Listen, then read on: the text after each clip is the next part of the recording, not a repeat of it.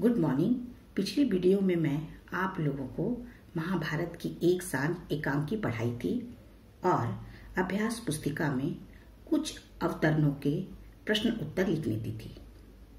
जो अवतरण के आप लोग प्रश्न उत्तर लिखे, इसके अलावा भी उसी अवतरण से अन्य प्रश्न भी बनते हैं।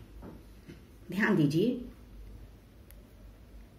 अरे नीच, अब भी तेरा गर्व चूर नहीं हुआ। यदि बल है तो आना बाहर और हमको पराजित करके राज्य प्राप्त कर। वहां बैठा बैठा क्या वीरता बखाता है। तू क्या समझता है हम तेरी थूथी बातों से डर जाएंगे। इस अवतरण से प्रथम प्रश्न है, उपर्युक्त वाक्य किसने किससे कहे। उपर्युक्त अवतरण का प्रसंग लिखिए। उपर्युक्त वाक्य युधिष्ठिर ने दुर्योधन से कहे हैं। यह प्रसंग उस समय का है जब महाभारत के युद्ध में दुर्योधन हार जाता है और घायल अवस्था में द्वैतवन के सरोवर में छिप जाता है। उसको सरोवर से बाहर निकालकर मार देने के लिए यहाँ भीम और युधिष्ठिर उसे ललकारते हैं। प्रश्न नंबर 2, अब भी का प्रयोग किस संदर्भ में किया गया है, समझाकर लिखिए। अब भी शब्द का प्रयोग घायल दुर्योधन के संदर्भ में किया गया है, क्योंकि इस समय दुर्योधन घायल होकर निहत्था द्वैतवन के सरोवर में छिपा बैठा है। इसलिए युधिष्ठिर और भीम उसे मारने के लिए सरोवर से बाहर निकालने के लिए कह रहे हैं। प्रश्न नंबर 3, किस राज्य को प्राप्त करने का प्रसंग है, अंत में किसकी पराजय होती है। यहाँ हस्तिनापुर के राज्य को प्राप्त करने का प्रसंग है।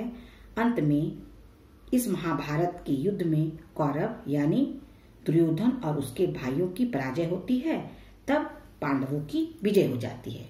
प्रश्न नंबर 4, थोथी बातों से क्या तात्पर्य है। कौन थोथी बातें करते हैं।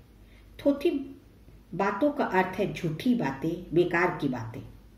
कौरवों यानी दुर्योधन और उसके साथी पांडवों को डराने के लिए थोथी बातें करते हैं, परंतु यह सत्य नहीं है। प्रश्न नंबर 5,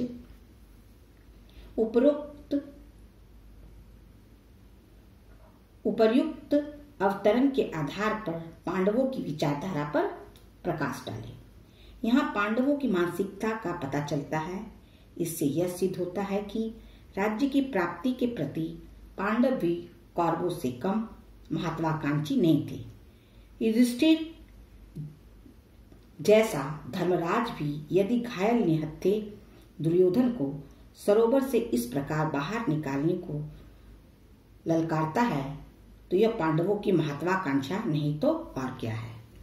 अब मैं दूसरे अवतरण की ओर बढ़ रही हूं।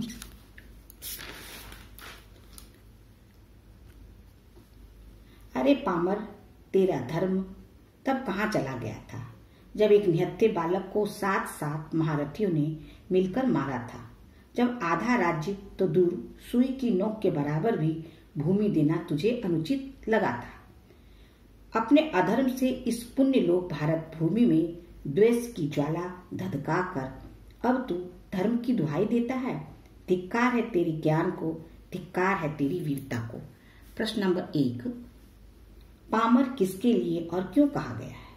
पामर अधर्मी दुष्ट दुर्योधन के लिए कहा गया है, क्योंकि महाभारत के युद्ध में कौरवों की हार हो जाती है। घायल निहत्था दुर्योधन सरोवर में छिप जाता है। उसे सरोवर से बाहर निकालने के लिए युधिष्ठिर उसे ललकारते हैं। इसके उत्तर में दुर्योधन उसे अधर्मी कहता है। इस पर युधिष्ठिर उसे पामर कहते हैं। पूछते हैं कि उस वक्त तेरा धर्म कहाँ चला गया था जब एक निहत्थे बालक अभिमन्यु को 7 महारथियों ने मिलकर मारा था। प्रश्न नंबर 2, 7 महारथियों ने मिलकर किसको मारा था और क्यों।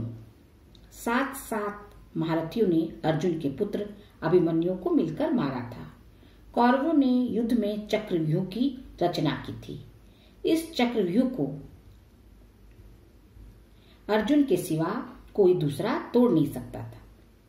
लेकिन अभिमन्यु को इसका थोड़ा बहुत ज्ञान था। जब अभिमन्यु चक्रव्यूह तोड़ने में सफल हो रहा था तो उसे 7 महारथियों ने मार दिया था। प्रश्न नंबर 3, धर्म से क्या अभिप्राय है? स्पष्ट कीजिए। धर्म की परिभाषा बहुत बड़ी है, इसकी व्याख्या करनी बहुत मुश्किल है, परंतु यहाँ धर्म का अर्थ पांडवों के पक्ष में है। पांडव धर्म के लिए लड़ रहे थे, इसके विपरीत दुर्योधन अधर्म का प्रतीक है। प्रश्न संख्या 4, सुई की नोक के बराबर भी भूमि देना तुझे अनुचित लगा था, इसके पीछे क्या भावना छिपी थी?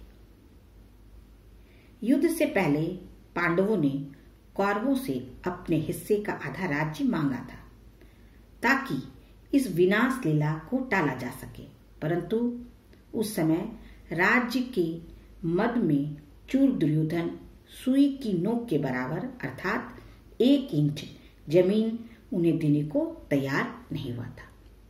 इसी प्रकार से आप लोग जो है अभ्यास करेंगे और एकांकी को ध्यानपूर्वक पढ़ेंगे। धन्यवाद।